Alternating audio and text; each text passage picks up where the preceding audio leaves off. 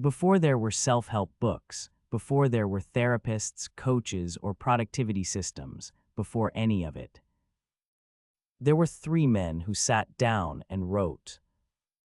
Not for fame, not for publication. One was writing letters to a dying friend. One was dictating to students from memory. One was writing to himself, in private, at the end of long days running an empire. Their names were Seneca, Epictetus, Marcus Aurelius. They lived within a century of each other, never met, and somehow arrived at almost exactly the same answer to the same question: how do you live? This is a day seen through their eyes. It's early morning, before the city wakes. Marcus Aurelius is already awake, or trying to be. He picks up his stylus and writes. At dawn, when you get up unwillingly, let this thought be present. I am getting up to do the work of a human being. Why should I be discontented if I am going to do the things for which I exist and for which I was brought into the world? He was emperor of Rome. He commanded armies. He held more power than almost any person in human history.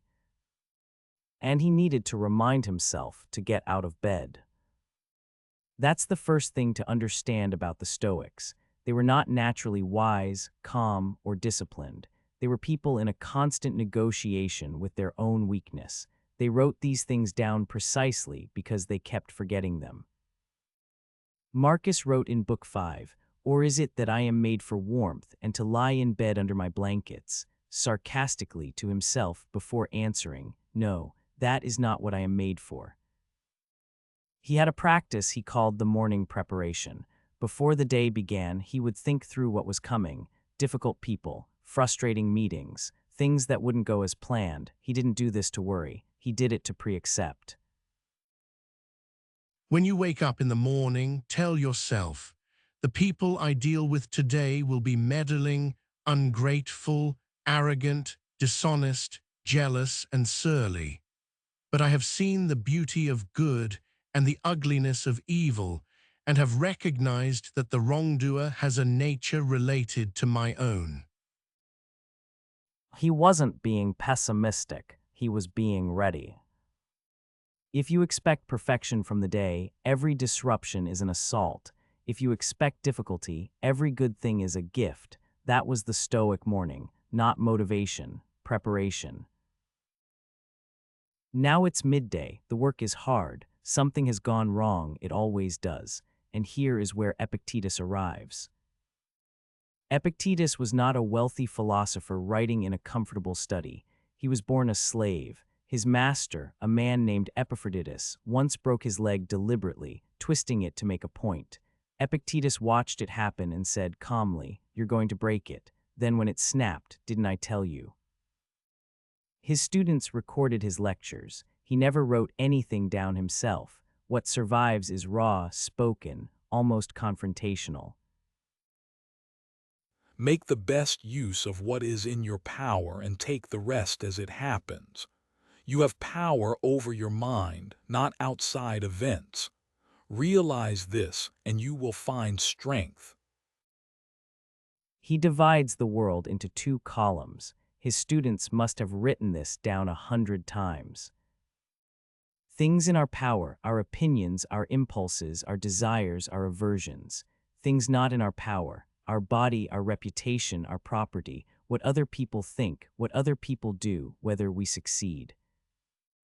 He is ruthless about this. Most human suffering, he says, comes from treating the second column as if it were the first, from believing we can control what we cannot, and then being destroyed when we can't. Seek not that the things which happen should happen as you wish, but wish the things which happen to be as they are, and you will have a tranquil flow of life. A practical man would ask, isn't that just giving up? Epictetus would say, and did say, no, it's the opposite. It's concentrating all your force on the only place where force actually works, your response, your judgment, your effort. He told his students, the obstacle is not the problem is thinking the obstacle shouldn't be there.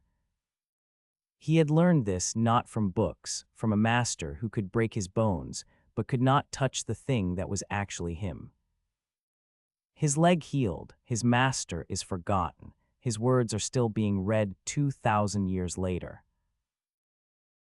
Evening now, the work is done, or as done as it will be today. Seneca is writing a letter. He wrote hundreds of letters to his friend Lucilius in the last years of his life.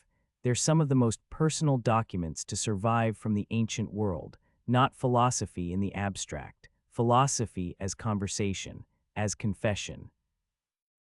He opens the very first letter, the first thing he ever sent Lucilius, with this. Ita fac my Lucili, vindica te tibi. Do it, my Lucilius, claim yourself for yourself. Gather and save the time which until now has been taken from you, or stolen, or has simply slipped away.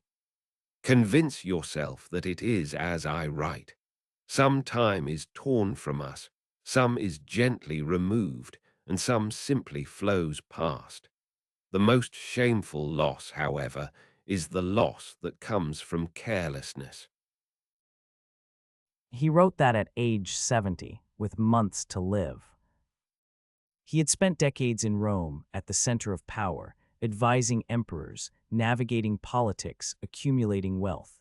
And here he was, at the end, writing to a friend about how most of that time had not really been his.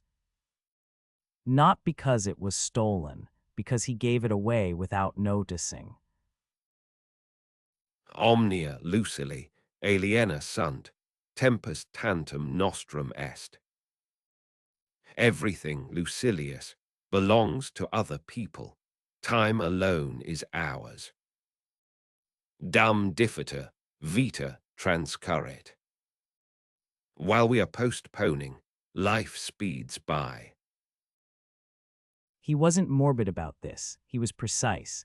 He kept returning to a simple question. If someone stole your money, you'd be furious. If someone robbed your house, you'd call for justice. But your hours, your actual, irreplaceable life, you hand those over daily without a word. He believed the evening was for accounting, not guilt, accounting. He had a practice of reviewing the day before sleep, not what he accomplished, what he did with who he was. When the light has been removed and my wife has fallen silent, aware of the habit that's now mine, I examine my entire day and go back over what I've done and said, hiding nothing from myself, passing nothing by. I still quarrel with myself. Why did you yield to him? Why did you not speak more plainly? Not self-punishment, self-examination, there's a difference. One is a loop that goes nowhere. The other is a practice that builds something slowly, over years, into a person who doesn't need to ask those questions as often. 3 men, 100 years, 3 very different lives. One was a slave who was beaten and freed. One was a courtier who almost died twice at the hands of emperors. One was an emperor who wished he were a philosopher. They agreed on almost everything.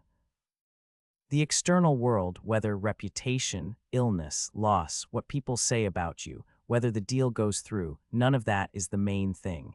It was never the main thing. The main thing is what you bring to it, how you meet it, who you choose to be in the moment before you react. Marcus Aurelius, near the end of his life, wrote what might be the most compressed summary of all of it. You have power over your mind, not outside events. Waste no more time arguing about what a good man should be. Be one. The alarm will go off tomorrow morning. The body will resist. Something will go wrong by midday. The evening will come faster than expected. 3 men long dead, still writing, have something to say about each of those moments. The question they kept asking isn't complicated. It's just hard to answer honestly. Are you using your time, or is your time using you?